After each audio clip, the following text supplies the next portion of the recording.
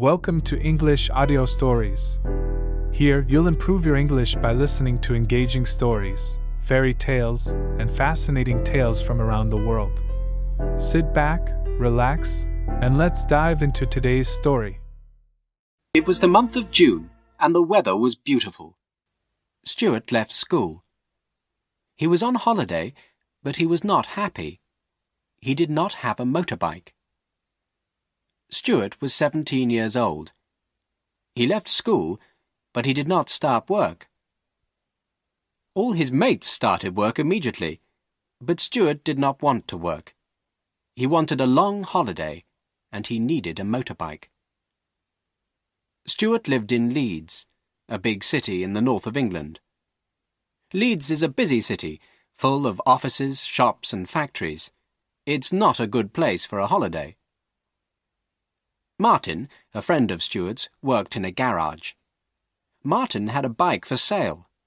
It was a beauty, a Japanese Suzuki. Martin wanted £350 for the bike, but Stuart did not have £350. He didn't have any money. Stuart went and looked at the bike every day. It was a beauty. He wanted to buy it. Where can I find £350? Stuart asked himself. Stuart left the garage and walked back home. His house was in Blenheim Street, near the university. There were lots of old, empty houses in Blenheim Street. The university was one of the biggest in England. The university often bought land and buildings. Most of the old houses in Blenheim Street belonged to the university. Some of these houses had been empty for years. Stuart often searched through them. Sometimes he found old books and gramophone records. One day, he told himself, I'll find something valuable. There was a large house at the corner of Blenheim Street. Its owner, a rich old woman, had died a few days ago. The university bought the house immediately. Now the house was empty. There was wood across the front door, and the windows were broken. Someone looked out of a window. It was a man of about 20. He had long hair and was wearing a headband. He looked strange. He was a squatter. Squatters live in old, empty houses, and they don't pay any rent. The stranger waved to Stuart. He wanted to speak to Stuart. What does he want? Stuart asked himself. Hi. Hello. Like to help me? Okay. Watch this house. How long? Half an hour. Okay. I'm Stuart. My name's Frank. I'll go and get my things. Are you going to squat here, Frank? Yes. Don't let anyone else in. I'll be back soon. Okay. See you. Frank walked off slowly down the street.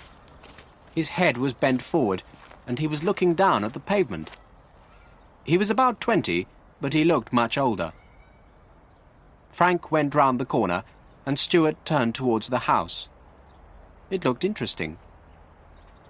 The window was low, quite near the ground. The street was empty. Stuart put one leg over the windowsill and looked inside. Outside, the sun was shining brightly.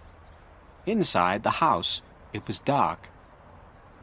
Stuart stood for a few moments and waited. Slowly, the inside of the room became clearer. There was a calendar on the wall.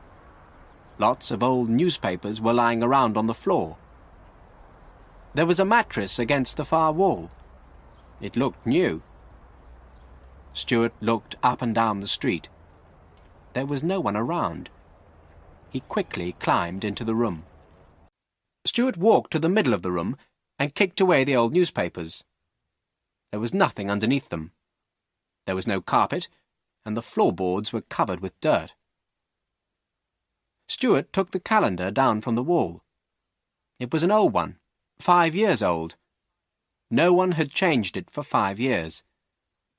Then Stuart remembered. The owner of the house, the old woman, had been ill for a long time. She hadn't got out of her bed for 5 years. The mattress was leaning against the far wall. Stuart went over and looked at it carefully. It was a good mattress. Stuart picked up the mattress and turned it over carefully. There was some stitching along one side, about 10 centimetres long. Stuart held the mattress between his knees and took out a small knife. Stuart cut the stitches carefully and then put his hand in the hole. He felt a bundle of newspapers and pulled it out. He quickly unwrapped it. Inside the bundle of newspapers, there were some banknotes. Suddenly, Stuart heard a voice. It was Frank. "Hey! Stuart!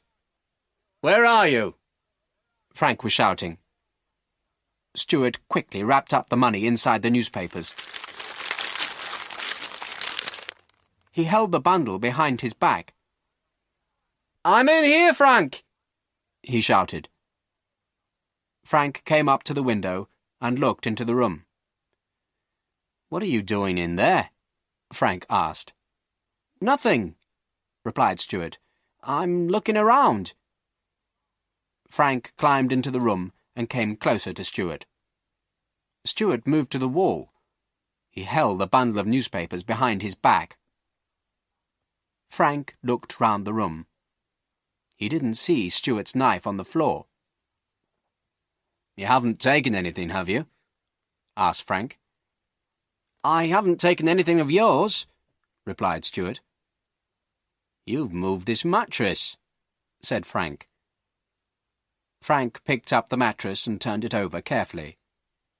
Then he saw the hole in the side. "You cut this mattress? It was stitched." "Is this your knife?" "Yes." "What were you doing?" "Nothing." "You found something." "I didn't." "What's that in your hand?" "Where?" "Behind your back." "Nothing." "You got something." "Some old newspapers." "Hand them over." "They're mine." Stuart remembered the motorbike. He needed the money. He was going to keep it. It was his money, not Frank's. Frank was holding Stuart's knife in his hand. He came nearer to Stuart. "Give me those newspapers," he said again. Stuart had an idea. "There's something else in the mattress," he said to Frank. "There was something under the newspapers. It's still there." Frank looked at Stuart for a few moments. He didn't believe him at first. "Look and see," said Stuart. Frank put the knife down on the floor. He picked up the mattress and put his hand deep in the hole. Stuart did not wait for a moment. He turned and jumped out through the window into the street. He ran quickly. There was a turning on the right. Stuart ran round the corner. He heard a shout behind him. It was Frank. Round the corner, there was another old, empty house. It had a large garden on one side. Thick bushes had grown all over the garden. Stuart jumped over the low wall. He ran for a few metres and then hid under some bushes. Stuart heard more shouting and footsteps. The footsteps became louder, then they stopped. Stuart waited silently. He did not breathe. Then the footsteps started once again. Stuart laughed quietly to himself. Frank had quickly picked up Stuart's knife. He jumped out of the window after him. Frank saw Stuart. He was running round the corner.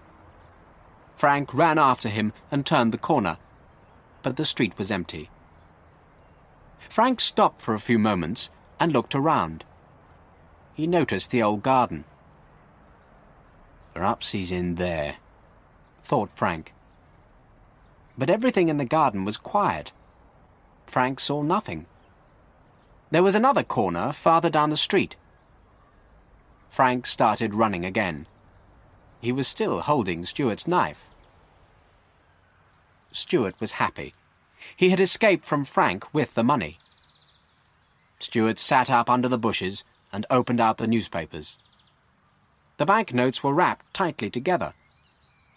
Stuart unwrapped them and counted them carefully. 10, 20, 30, 320, 325. Stuart had found £325, and Martin wanted £350 for his motorbike. It was cool in the garden, and Stuart lay back under the bushes. "I'll wait here for half an hour," thought Stuart. "Then I'll go to Martin." It was now nearly 12 o'clock. The day was getting much hotter. A police car was parked in a side street. There were 2 policemen in the car. The sergeant, a fat, round-faced man, was half asleep. The other policeman was younger and taller. He was a constable. Suddenly, the constable sat up. He had seen something strange. "Wake up, Sergeant!" he shouted. "Look over there!" "Where? What?" asked the sergeant, still half asleep. "Over there! Someone's running with a knife," replied the constable. "The man's gone mad. It's this heat." "Quick, get out and catch him," said the sergeant. The 2 policemen jumped out of their car. Frank saw the policeman. He threw Stuart's knife away and started to run. The constable soon caught him and held his arm tightly. The sergeant found the knife in some long grass. The constable took Frank towards the police car. The sergeant came up to them. He was holding the knife. "Oh, it's you," the sergeant said to Frank. "What's going on, Frank?" "I'm looking for a guy." "With a knife?" "What guy?" "He's stolen my money." "What money?" "How much money?" "I don't know. A lot." "You don't know?" "Where did you get it?" "In an old house." "Come on, into the car."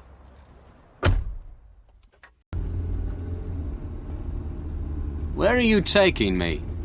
asked Frank. "To the police station," replied the constable. "But I haven't done anything. The money was mine. That guy took it. What's his name? Stuart. Stuart took it." "Who's Stuart?" asked the constable. "I met him in an old house," replied Frank. "Where you found the money?" asked the sergeant. "Yes, I found it inside a mattress," said Frank. "Who's got the money now?" asked the sergeant. "That guy, Stuart. He ran away with it." "So now we have to find Stuart," said the constable. Stuart waited in the garden for half an hour. It was getting hotter. It was nearly 12 o'clock. "I'll have to move now," thought Stuart. "Martin goes for his lunch at 12:30. Stuart looked out carefully from the bushes. The garden was empty. He hurried out of the garden onto the street. He walked towards Martin's garage. Stuart did not see the police car. It stopped outside the garden a few moments later. "Look in this garden," Frank told the policeman. "Perhaps he's hiding in here." "Hi, Martin." "Hello, Stuart." "How much for the bike?" £350. "I want it. How much for me?" "Still £350. "Have you any money?" "Yes." "How much?" £300. No, that's not enough." 325? Okay, she's yours. Great, thanks. The policeman got out of the car. Frank got out too. The constable held his arm tightly. The sergeant went into the garden. He looked around for some time. Then he came back. He was holding a bundle of newspapers. "There's no one there," the sergeant said, "but I found these old newspapers." "That's them!" shouted Frank. "Something was wrapped in those newspapers." Just then a motorbike drove up towards the police car. "That's him!" shouted Frank excitedly. "That's the guy! He's bought a motorbike with my money." "Stop!" the sergeant called to Stuart. "Stop!" Stuart did not see Frank. What do the police want? Stuart asked himself. I haven't done anything wrong. I'm driving correctly. Stuart stopped the bike by the side of the road. He took off his helmet. "Is that bike yours?" the sergeant asked him. "Yes, it's mine," replied Stuart. "I bought it at the garage down the road." Then Stuart saw Frank. "What have you told these cops?" Stuart shouted angrily at Frank. "We'll all go to this garage," said the sergeant. They all walked back to Martin's garage. A big black cloud now covered the sun. It was beginning to rain. "So, this lad paid you £325 for this bike," the sergeant said to Martin. Martin agreed. "And where did you get this money?" the sergeant asked Stuart. "I found it," replied Stuart. "I found it in a mattress. It was in an empty house." The sergeant took the money from Martin. "We'll look after this money," he said. "You two can go now." "It's my money!" shouted Frank. "Do you want to come to the police station with us?" asked the constable. Frank walked away, still shouting. "I'm sorry," Martin said to Stuart. "It's my bike again." "Not for long," replied Stuart. "What do you mean?" asked the sergeant. "It has started to rain now," replied Stuart. "I don't want a holiday. I'm going to get a job. I'm going to save another £325 and buy that bike."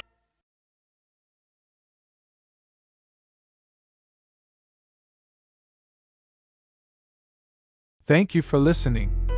If you enjoyed this story, don't forget to like, subscribe, and hit the notification bell so you won't miss the next one. See you in the next story.